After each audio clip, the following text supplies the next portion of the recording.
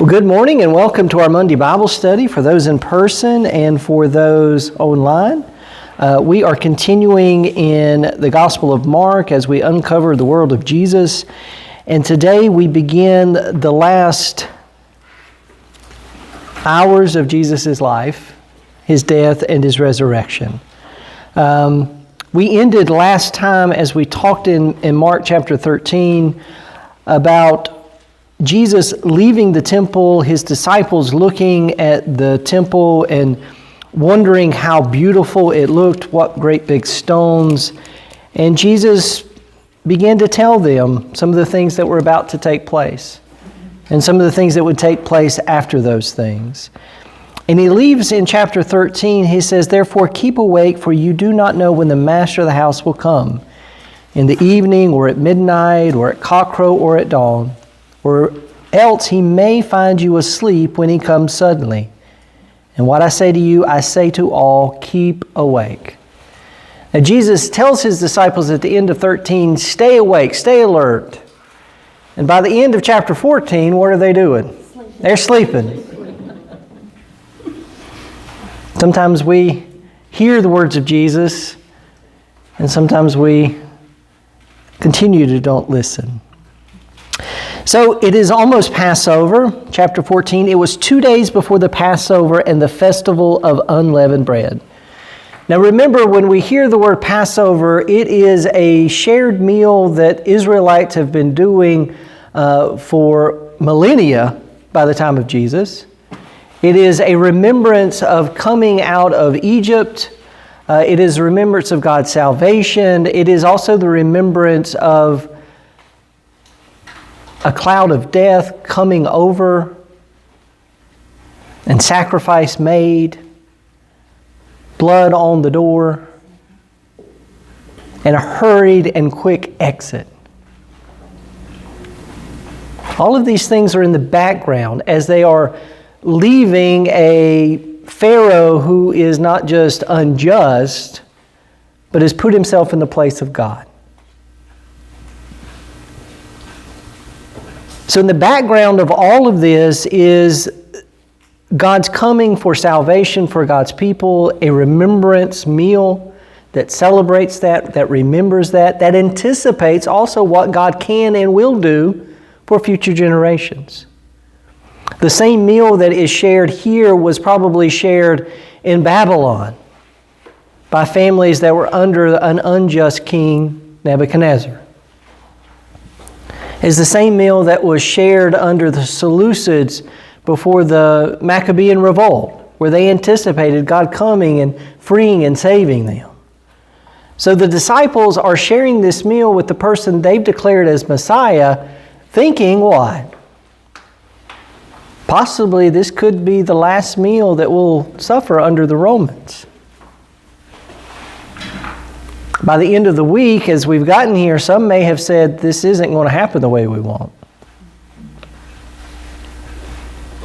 It was 2 days before Passover and the festival of unleavened bread, and the chief priests and the scribes were looking for a way to arrest Jesus by stealth and kill Him. For they said, not during the festival, or there may be a riot among the people.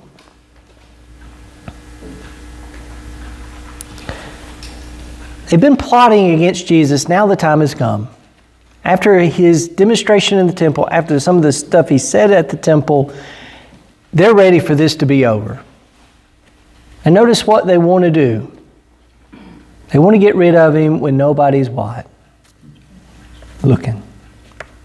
I want us to think about, what does justice and injustice look like? Injustice happens when? Behind closed doors, under the dark of night. True justice happens where? In the public. These are the people that are supposed to what? Champion God's justice in the world. It's the religious leaders. It's the scribes. They're the ones that know God's law and God's rule. And what are they trying to do? Yeah. There's irony there that these are the ones that in the daylight they test Jesus in the temple. In the dark, they come and try Jesus.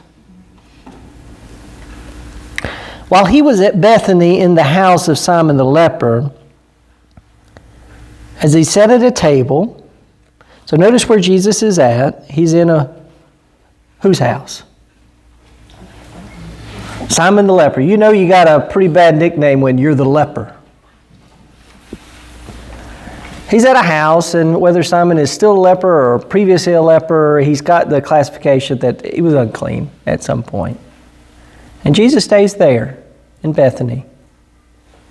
And he's there, and he's sitting at a table, and a woman comes in with an alabaster jar of very costly ointment of nard. And she broke open the jar and poured the ointment on his head. So a woman comes during the day, not in the darkness of night, and she offers Jesus an expensive gift, an extravagant gift. Her name's not known. But some were there who said to one another in anger, "Why was this ointment wasted in this way? For this ointment could have been sold for far more than 300 denarii." That's almost a year's wage. If a denarii is a day's wage for ability to buy bread, that's an extravagant amount. That could have been somebody's dowry. That could have been somebody's savings. And she has taken it and poured it all over Jesus.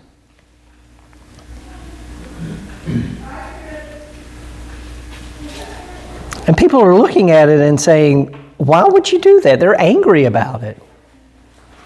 I'll be honest with you, if I was sitting beside Jesus and he smelled that strong, I'd probably be a little bit unpleasant, but would I be angry that this gift was given to Jesus, that she broke it and poured it all over Jesus? And they began to scold her, saying, "The money could have been given to the poor." We make excuses, don't we? Yeah, I remember as a kid, I got in trouble. My great-grandmother, I was at a family event, and my great-grandmother, I didn't want to eat what they were serving. I was a kid. I was probably 5 or 6.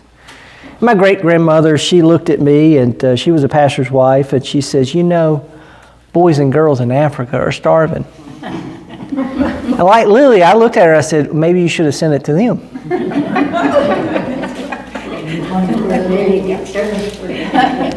I got in trouble. But we say stuff like that, don't we? Do we ever actually do anything with it? A lot of times we don't. That money could have gone towards XYZ. We see people that spend extravagant amounts of money on things, and it's not on us, so we get a little what? Yeah. They could have been given to the poor. But Jesus said, "Let her alone. Leave her. Why do you trouble her? She has performed a good service for me. For you will always have the poor with you.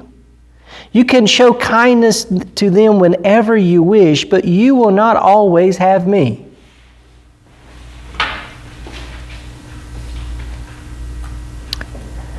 She has done what she could. She has anointed my body before its burial. What we find out later is Jesus, as he dies on Sabbath, as Sabbath approaches, his body is taken and put into, as we'll talk more about, the burial chamber. And it would have been prepared beforehand. And the women come on the third day to come after Sabbath to anoint his body, because his body would have been taken and laid on a slab for over a year and let it decompose until the bones could be put into an ossuary box. And you would periodically come and anoint the body so that it didn't what? Didn't smell. And the reason they had a stone that covered it, you didn't want critters coming in. Really. We may think of that as a strange way of burial, but that had become a practice within the Greco-Roman culture that Jews had adopted, especially those of wealth and means. Jesus sees what she has done as a precursor to what's about to happen. Where in a bit, somewhere like Judas will give up Jesus for a small amount of money in comparison. She is willing to give all she probably has to show honor to Jesus. And Jesus says, listen, you're always going to have opportunities to do good for others. In this moment, she has done something good to me. When we come and worship each week, we have an opportunity to show God how much we love God. And oftentimes we do a disservice when we look at how other people give and we make comparisons on what they could be doing, instead of just being with Christ. Truly, I tell you, wherever the good news is proclaimed in the whole world, what she has done will be told in remembrance of her. Over 2,000 years later, we do not know her name, but we are telling her story. It's a story that is a reminder of those that were the chief priests and the scribes looking away to get Jesus. There were others that were looking to give everything they could to Jesus. And oftentimes the people that have the most faith, that show Christ the most love and honor and worship, are the ones that for most of us go nameless. But Jesus recognizes. At the same moment, someone has come to honor Jesus. Then Judas Iscariot, who is one of the 12, went to the chief priest in order to betray them.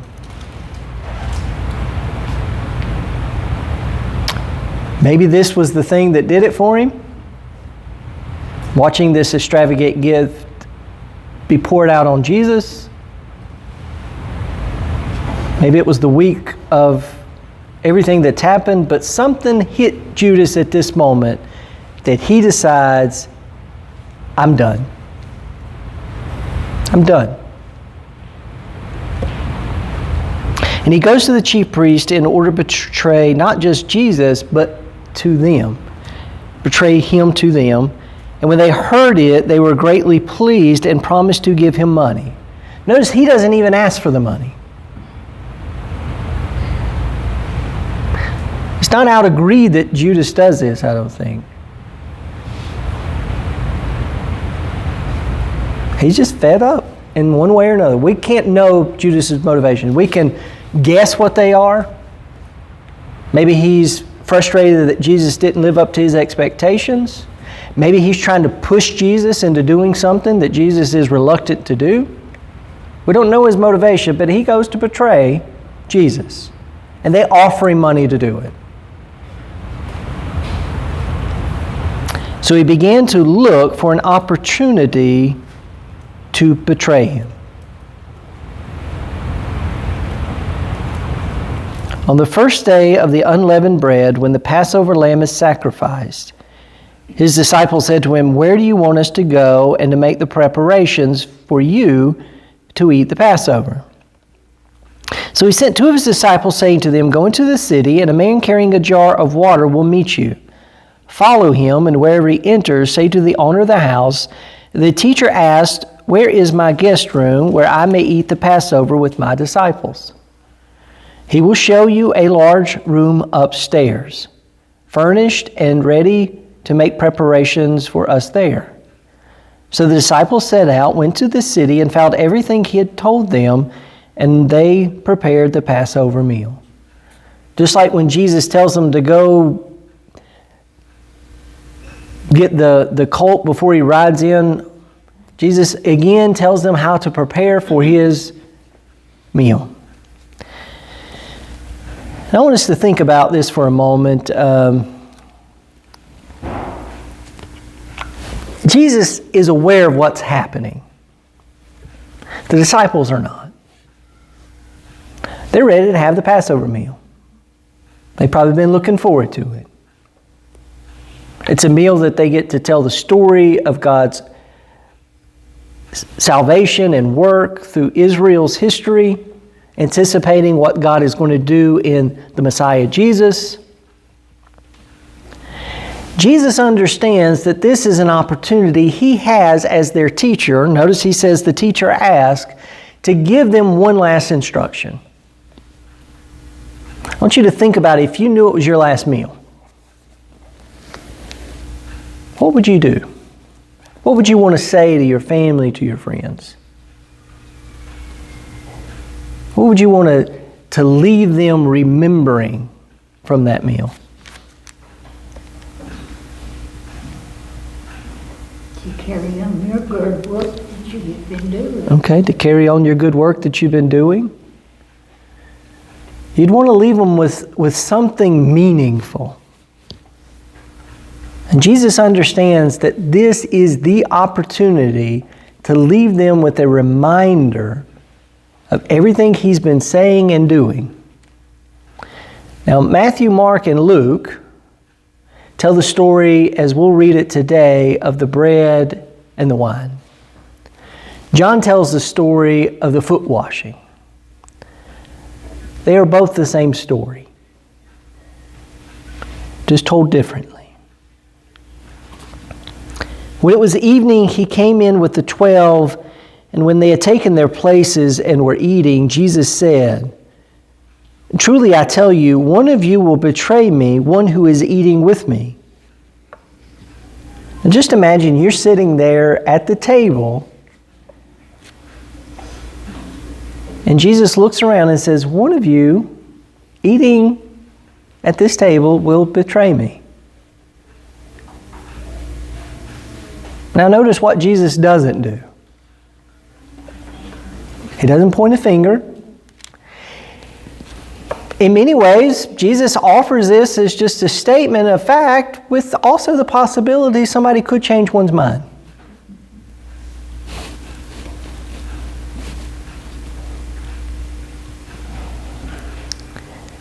They began to be distressed and to say to him one after another, "Surely not I." He said to them, "It is one of the 12, one who is dipping bread into the bowl with me." Can you imagine sitting there, looking around at people you know, that you're friends with, wondering who it is? Think about the tension within that moment. What started out as probably a pretty good meal becomes a very distressed meal. What was Judas thinking? Yeah. Yeah. How could he eat and enjoy it? Well, think about how people betray people and still eat at a table with them. I mean, people that have stolen from people sit at their tables. People that have committed adultery sit at the table. It happens every day. People that say they love Jesus and treat others unkindly sit at tables. But everybody's looking. And then the question becomes for each person, can I do that? Could it be me? Surely not I. Well, maybe.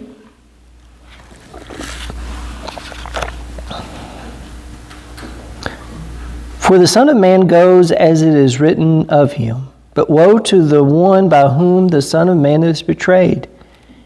It would have been better for that one not to have been born.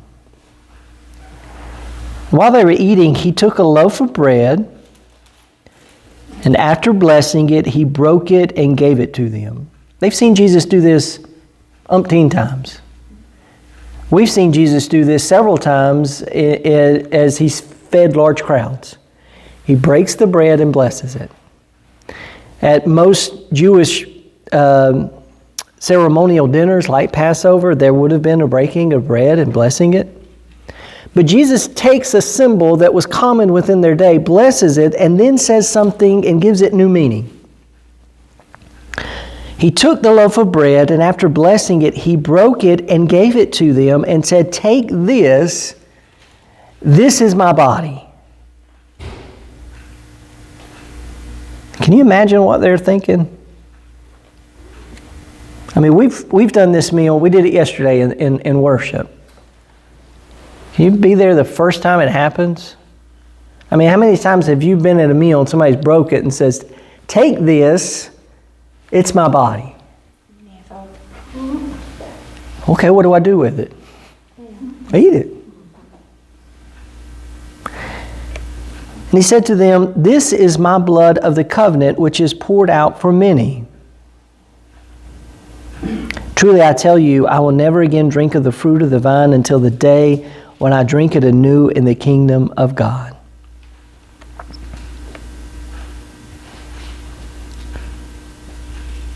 Oh, I've skipped 23. Then he took a cup, and after giving thanks, he gave it to them, and all of them drank from it. And he said to them, "This is the blood of my covenant, which is poured out for many. Truly I tell you, I will never again drink of the fruit of the vine until the day when I drink it anew in the kingdom of God."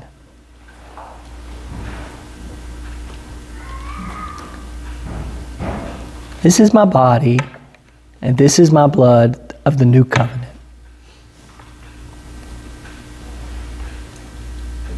Covenants were often in the Old Testament thought of and used, and blood was often a part of the sacrifice given.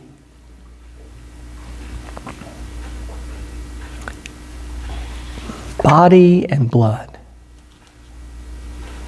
Jesus in John's Gospel disrobes himself, takes the form of a servant, and begins to wash his disciples' feet. And Peter says, No. I should be washing your feet.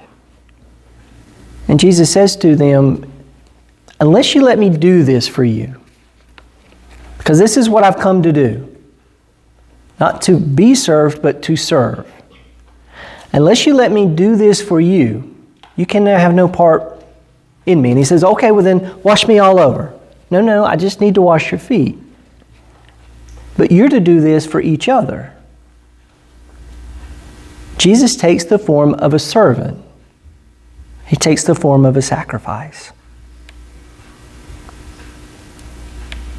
In the book of Revelation, John sees a vision of heaven, and he sees God on the throne, and the scroll is brought, and nobody's worthy to open it. The scroll is a symbol of God's plan, God's redemption, God's fulfillment of all God's purposes and will in the world. And nobody's able to open it, to read aloud from it. And John begins to weep, and what shows up in the throne room but a what? A lamb who was slain. The angel says, look, it is the Lion of the tribe of Judah. And when he shows up, it is a lamb who was slain. How does God's purposes come into the world? Through service and sacrifice.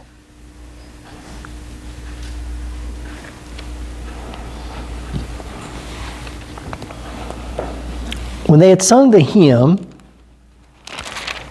they went out to the Mount of Olives. Last week we looked at in the video of the Mount of Olives. And Jesus said to them, you will become deserters, for it is written, I will strike the shepherd, and the sheep will be scattered. That's from Zechariah 13:7. Jesus keeps saying things to these disciples. One of you is going to betray me. You're all going to be deserters.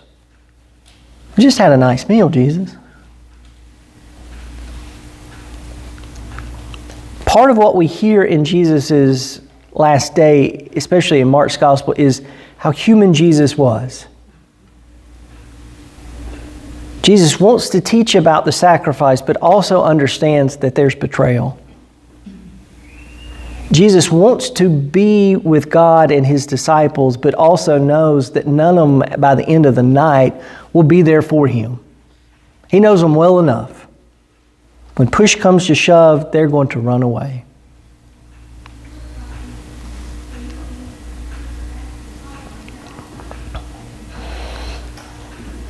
But after I'm raised up, I will go before you to Galilee." Peter said to him, "Even though all become deserters, I will not." Good old Peter. "You're the Christ." Well, the Christ must suffer. No. Peter has a tendency to say things before he what? Think. Not only that, Peter can claim things he can't always back up. Listen, if everybody else leaves you, I'll be here. I'll be here. Jesus said to him, "Truly I tell you, this day, this very night, before the cock crows twice, you will deny me 3 times." Listen, before the sun comes up, you're going to tell people you don't even know who I am. Not once, not twice, 3 times. You can almost hear Peter take that as a challenge. But he said vehemently, "Even though I must die with you, I will not deny you." And all of them said the same. One of the things we see within the gospel story is that only Jesus is able to go to the cross willingly. Most of us will say things to God of what we will do, but push comes to shove, will we do it?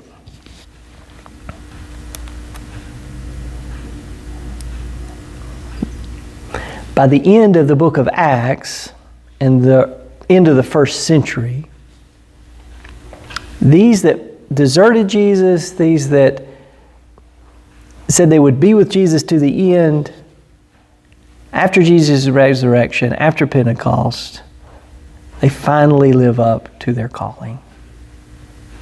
And they go with Jesus to the end. Most of them are martyred. But it takes resurrection to happen before that can happen. They went to a place called Gethsemane. And he said to his disciples, "Sit here while I pray." And he took with him Peter, James, and John.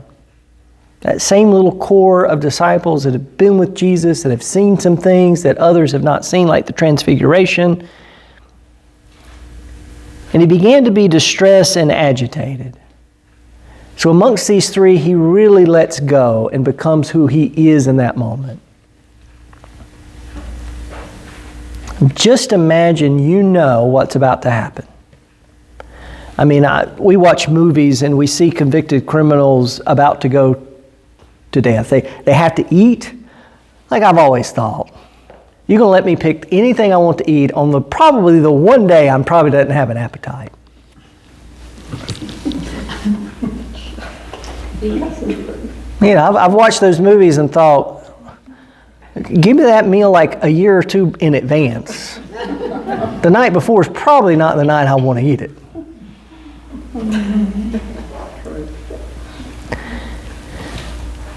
But imagine how nervous when you know what's about to happen. You know, most of us who have had to have surgery get nervous the day before. I've never gone to jail, but I imagine people that have to go to jail probably get nervous the day before. I've never gone to war. I imagine people that have to go to war get nervous before. Jesus is visually and emotionally agitated and distressed in front of these 3. And he said to them, "I am deeply grieved even to death. Remain here and keep awake." Now, you follow Jesus all of this time. This might be the first time you've seen him in this state. And he only asks you to stay here and stay awake.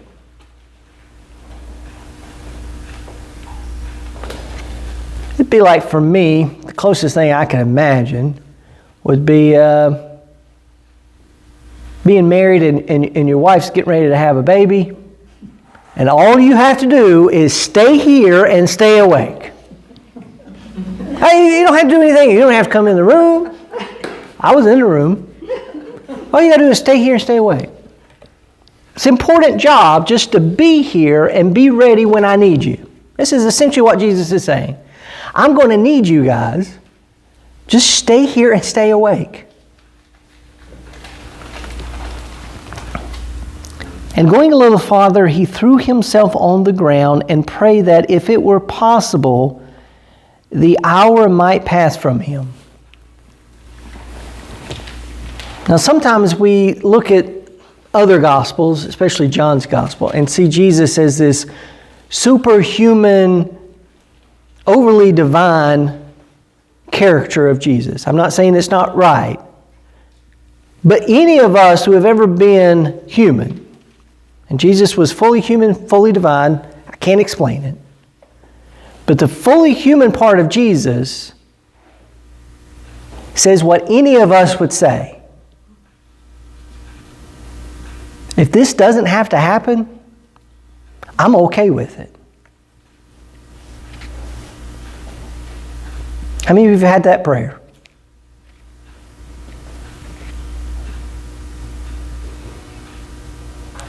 A lot of times we see the paintings of Jesus with the moonlight coming on, and he's very stoic and he's praying at the rock.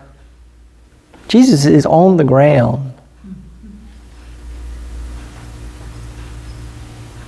in emotional pain.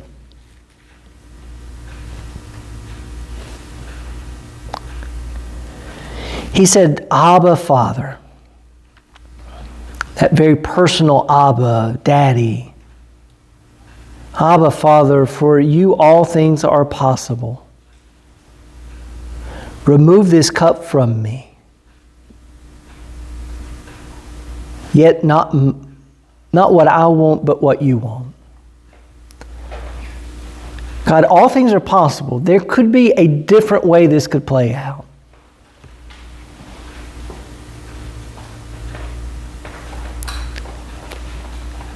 And if you remove this cup from me, that would be okay. But he keeps the prayer, what you want, not what I want. Jesus goes back to Matthew chapter 6, the Lord's Prayer, your will be done. He came and found them sleeping. And he said to Peter, Simon, are you asleep? Could you not keep awake 1 hour? I want you to hear the frustration and probably some anger in Jesus' words. Could you not just stay awake 1 hour, Peter? I'm not asking all night, just 1 hour.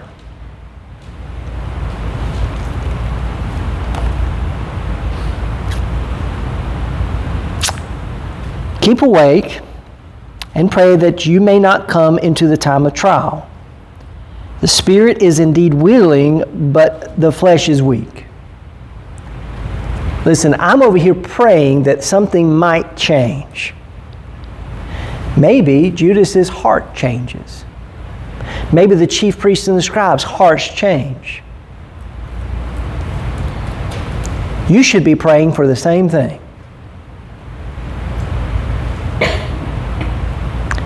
And again he went away and prayed, saying the same words.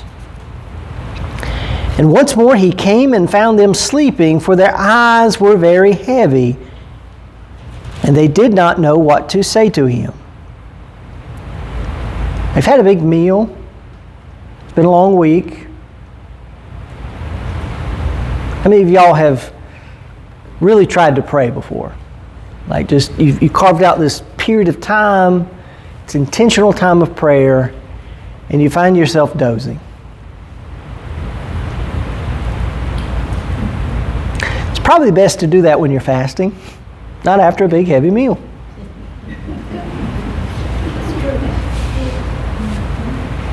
They've had a big heavy meal. Jesus says a lot of stuff. He's always getting on to us. He'll be fine. You know, guys, he's upset with us now. By tomorrow he'll be fine. You know, this has happened to him over and over again.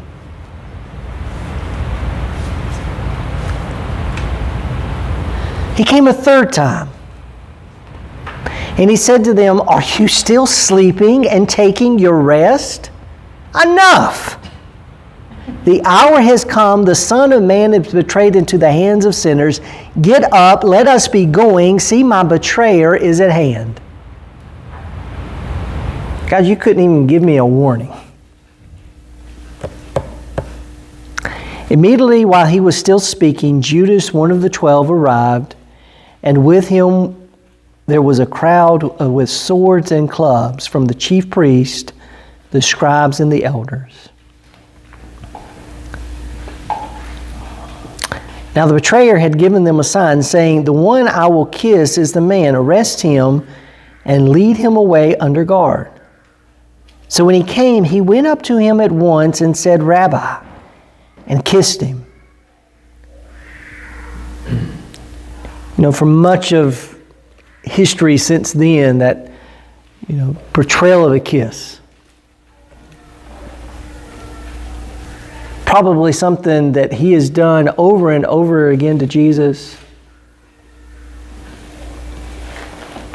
Call him rabbi, teacher, give him a friendly hello.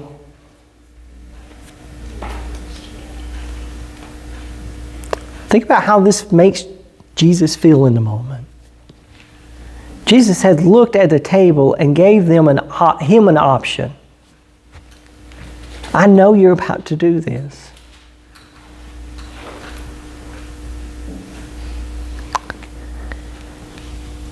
Now the betrayer gave him a sign, saying, "The one I kiss is the man. Arrest him and lead him away." So when he came, he went to him at once, "Rabbi," and kissed him. And then they laid hands on him and arrested him. But one of those who stood near drew his sword and struck the slave of the high priest, cutting off his ear. Then Jesus said to them, "Have you come out with swords and clubs to arrest me as though I were a bandit? Day after day I was with you in the temple teaching, and you did not arrest me, but let the scriptures be fulfilled." All of them deserted him and fled. Jesus makes the statement, "You have come with swords and clubs in the middle of the night to arrest me. If what I was doing was so objectionable, why didn't you do it in front of everybody else?" Jesus is going ahead in this moment and just laying out the facts. This is wrong. This is wrong. This is not justice. This is a posse in the middle of the night rounding up somebody. A certain young man was following him, wearing nothing but a linen cloth. They caught hold of him, but he left the linen cloth and ran off naked. If you go back to Mark chapter 10, verses 46 through 42, we read blind Bartimaeus leaves everything he has, probably his clothes, to follow Jesus. Here we have somebody who leaves everything behind and runs away from Jesus. He took Jesus to the high priest, and all the chief priests and the elders and the scribes were assembled. And Peter had followed him at a distance, right into the courtyard of the high priest. And he was sitting with the guards, warming himself at a fire. Notice where Jesus is and Peter is. Peter follows what? At a distance. He hasn't fully fled from Jesus yet. So far, he's not what? He's not lived up to Jesus' prediction. But he's not right there with him. Where is Jesus? Jesus is in the high priest had assembled together in the middle of the night under the cover of darkness in a quiet room all by themselves. Who's not there? The public's not there.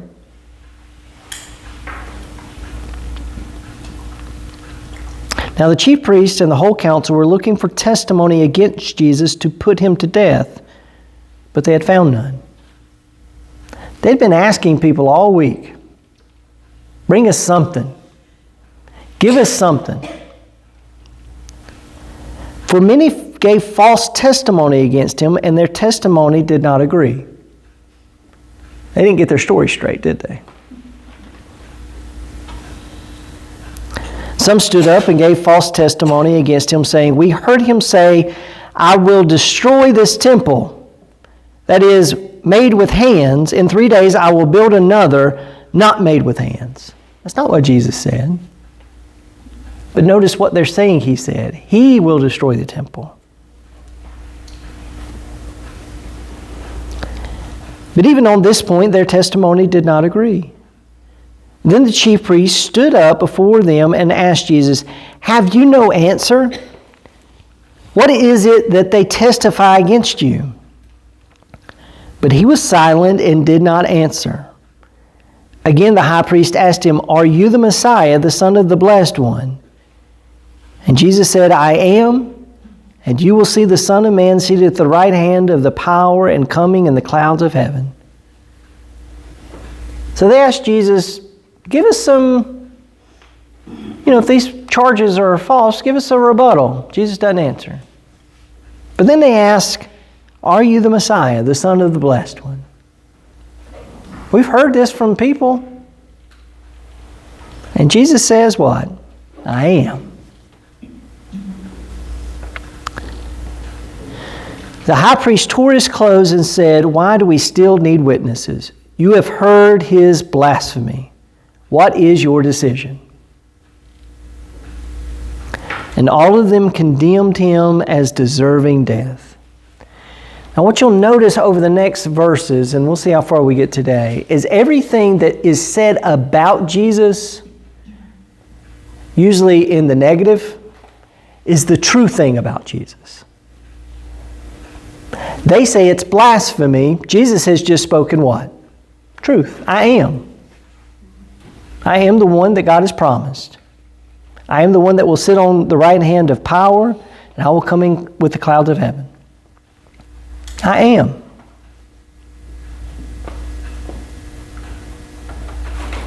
Later, they'll mock Jesus and give Jesus all sorts of titles as mocking Jesus. They're true of Jesus.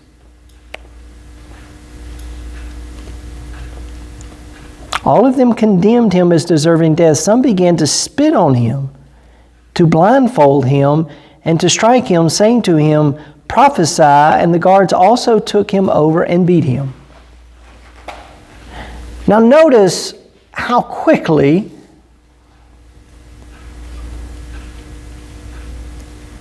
people take somebody like Jesus who has never done anything against the law. Now he's upset them. He's not stolen. He's not led a revolt. Once he's condemned, look how they treat him. They treat him as what? As an animal. They don't treat him as somebody made in the image of God, or as a brother or a sister. While Peter was below in the court, one of the servant girls on the high priest came by. When she saw Peter warming himself, she stared at him. You can imagine Peter just being nervous about this. He was one of the closest to Jesus. And if Jesus is arrested, guess what? I might get arrested too, Peter probably thinks. And he's sitting there by a fire, and a woman continues to stare at him. How many of you ever been somewhere you didn't want to be recognized?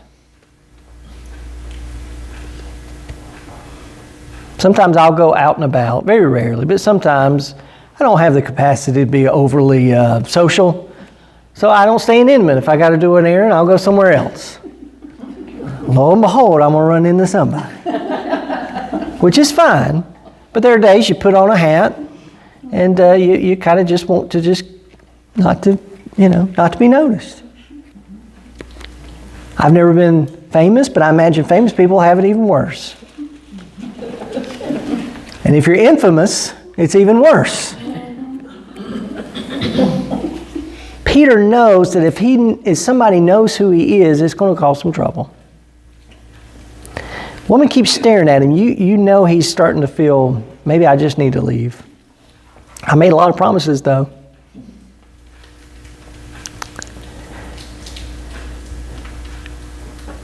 When she saw Peter warm himself, she stared at him and said, "You also were with Jesus, the man from Nazareth." Hey, I know you. You're one of those guys that was with Jesus. He's back there. No. No. But he denied it, saying, "I do not know or understand what you are talking about."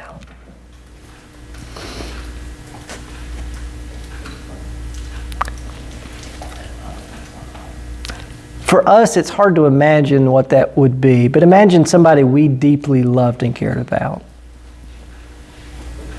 And we told somebody, "I don't know who you're talking about." Maybe it's our spouse. Maybe it's a child. For Peter, this is his teacher. This is somebody he's loved and cared for and has cared for him and loved him. This is somebody he gave up everything for.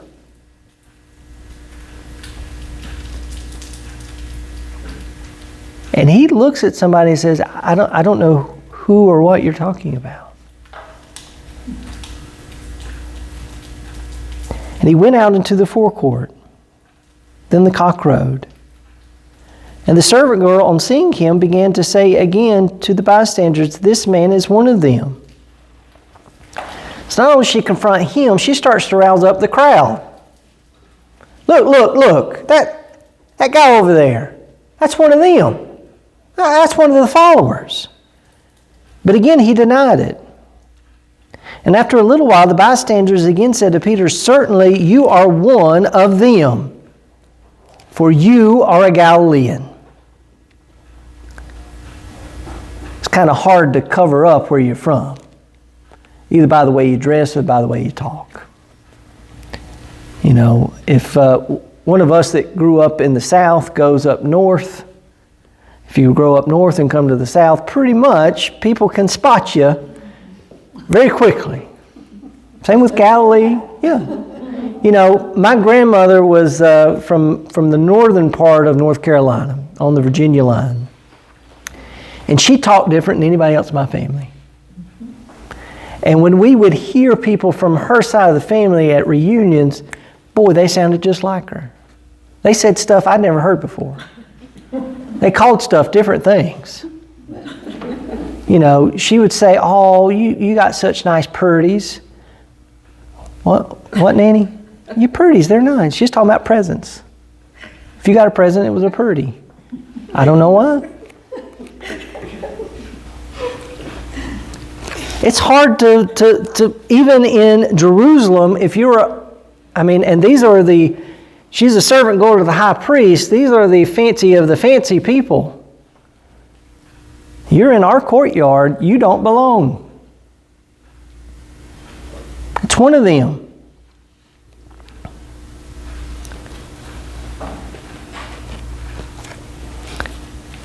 But he began to curse, and he swore an oath, "I do not know this man you are talking about." And at that moment, the cock crowed for the second time, and Peter remembered that Jesus said to him, "Before the cock crows twice, you will deny me 3 times." And he broke down and wept. He doesn't even know he's doing it. At that moment, it is about self-preservation for Peter. At the same moment with Jesus, it's about speaking truth. Where Jesus can stand and speak truth at the face of death, Peter, on just being connected to Jesus in that moment and the threat of the possibility, lies. Much of Mark's gospel is always a comparison between those that are faithful and unfaithful. And part as we read Mark is, where will we be in the story? Will we be willing to speak up for truth, even at the face of personal loss? Not that we're seeking it. Jesus prays in the garden, if anything can happen differently, I'm okay with that. I mean, there's some people that want to be a martyr. But some of us, martyrdom comes from the same Greek word that means witness. It's telling the truth.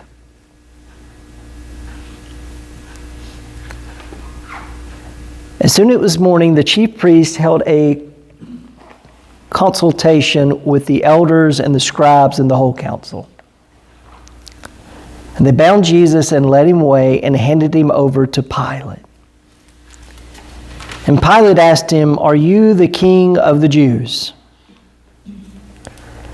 So he's been given to Pilate, and they've said to him in some way, he claims to be the Messiah. Another way of saying he's the one that's supposed to rule over us. So the question becomes to Pilate, to Jesus,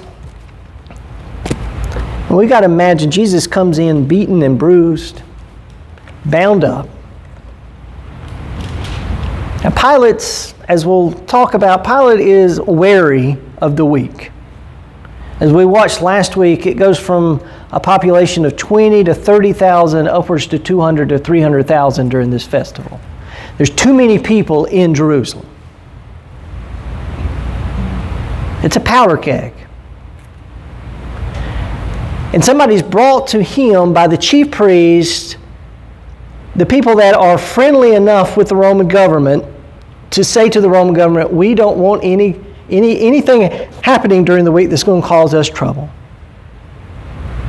We're bringing you this guy right here who claims to have some power and authority. In many ways, they're probably saying, we're helping you out. He could cause you some trouble.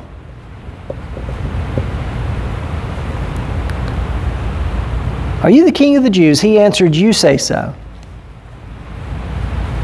And notice everything people say about Jesus, even if they're questioning it, even if they're making it as a mockery, is always true. That's the irony within Mark's gospel. He answered him, you say so. Then the chief priest accused him of many things. You can just imagine Pilate having to hear these charges. It's early in the morning. He's probably been up all night getting reports from all over the city about what's going on. Chief priest accused him of many things. Pilate asked again, have you no answer? See how many charges they bring against you. But Jesus made no further reply. So Pilate was amazed. At the end of the day, whatever Jesus says doesn't really matter anymore, does it? I mean, there's a point where you cannot defend yourself if nobody's willing to listen or care.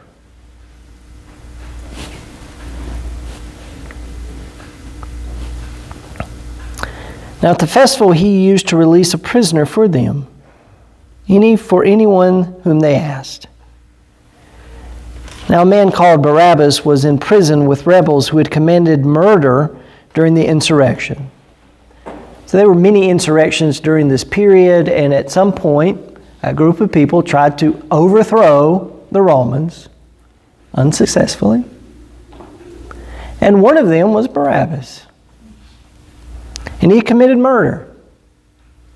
Against who? Against the Romans. He's a person that deserves to be on a cross. That's what they were for the worst of the worst. To show people, if you mess with us, this is what happens. So don't step out of line. And for us, it's hard for us to think about public execution in the way that the Romans did it. They put you out in front of people coming in and leaving town. So when you came into town and when you left town, you remembered who was in charge.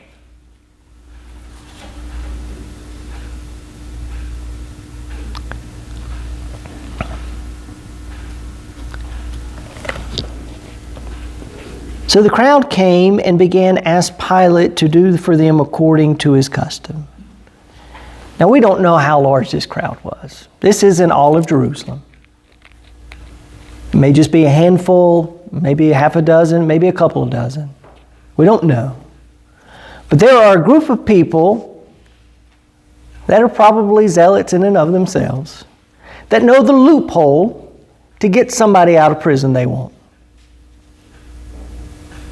We've seen in the news this week of prisoner exchanges. This isn't anything new. Then he answered them, "Do you want me to release for you the king of the Jews?"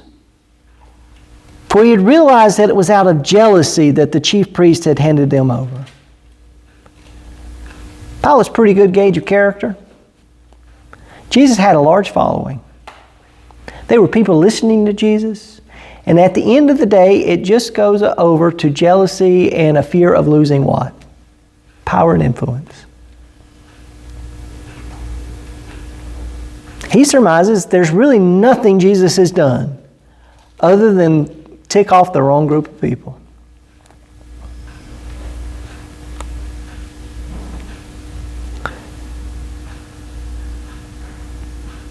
But the chief priests stirred up the crowd to have him release Barabbas for them instead. Now they release a person that's going to cause them more problems in the future, potentially. They're releasing somebody that essentially has done the very thing they are trying to accuse Jesus of doing. Not only that, the crowd doesn't seem overly interested in one or the other. Just do for us something. They stir them up. They get them excited about it. They shouted back, "Crucify him." Pilate asked them, "Why, what evil has he done?" But they shouted all the more, "Crucify him."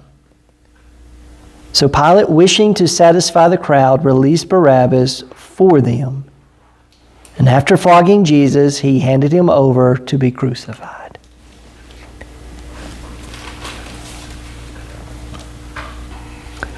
Then the soldiers led him into the courtyard of the palace, that is the governor's headquarters. And they called together the whole cohort. And they clothed him in purple cloak. And after twisting some thorns into a crown, they put it on him. And they began saluting him. "Hail, King of the Jews." They struck him with a reed, spat upon him, and knelt down in homage to him. And after mocking him, they stripped him of the purple cloak, put on his clothes on him, and they led him out to crucify him. You got some Roman soldiers that they've been in Jerusalem a while. They got a lot of pent-up energy. They don't want to be there. Nobody from Rome wants to be in Jerusalem. It's the outpost of the Roman Empire.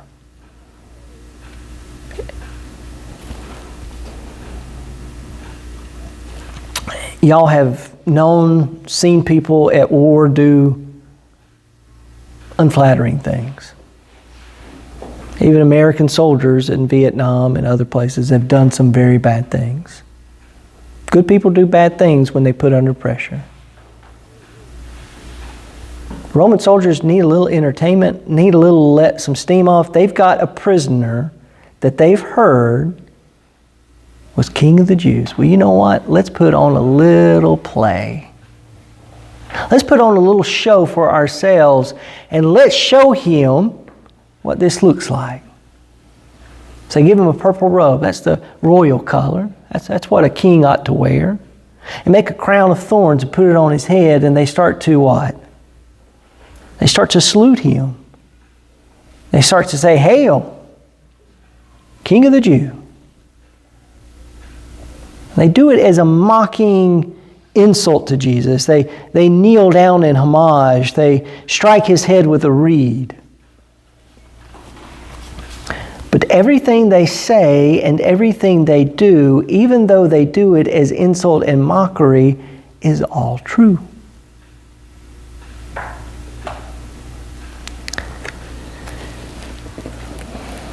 And after they have their fun, and that's what they're doing, they're having fun with a helpless victim. When we understand the story of Jesus in this moment,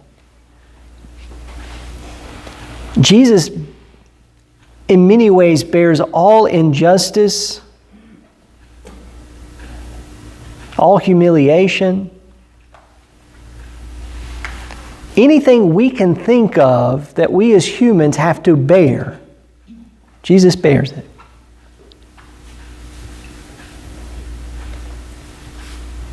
He's lied about. He's arrested in the middle of the night. He's beaten. He's humiliated. He's cursed. The people that love him the most abandon him, deny him. We think about how bad could it be. This is about where it goes. In the midst of all that, you've got people that clothe you up and make a mockery of you because they are bored. And then after all that, they put his clothes on him and they lead him out to crucify him. And we're going to stop there.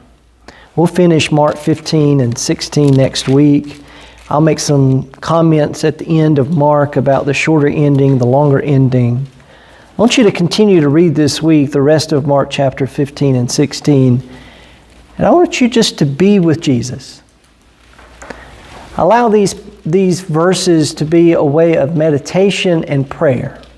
Don't read it quickly. Take an hour this week just to meditate on the story of Jesus. We're too familiar with it. Sometimes we're so familiar with it, it doesn't have the power that it needs to have. You know, if you've got a letter from somebody that tells you something important, the first time you read it, it's what? It's heavy. The more you read it, the more you're familiar with it, the more you miss in it. And sometimes it's not until we put it away and come back to it years later that we see it anew and afresh.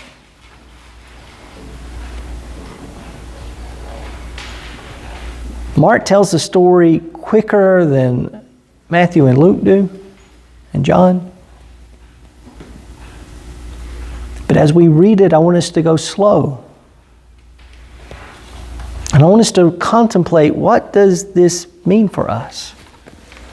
We've been told what the cross means, what Jesus' death means, but what does it mean for us today? You know what it means for your salvation, you know but what does it mean for you today? What does it mean for the world today? What does it mean for people today? And why is it that we as followers of Jesus use this image, the worst image in the ancient world, as an image of our faith? Why do we carry it with us, many of us? Why do we display it?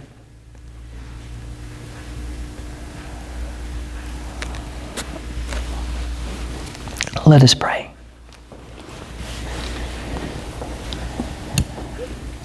Holy God, we come to you knowing that our faith is built on Christ crucified and Christ raised. God, resurrection cannot exist without the cross. For our faith, they are the two sides of one coin. And for us, it is easy to celebrate salvation, celebrate new life. But God, it should always be bitter and ugly and messy when we think about the cross. As we read Mark this week, as we follow Jesus from the moment we've left him to the moment he dies, let us understand that in those moments, Jesus identifies with each of us who have suffered.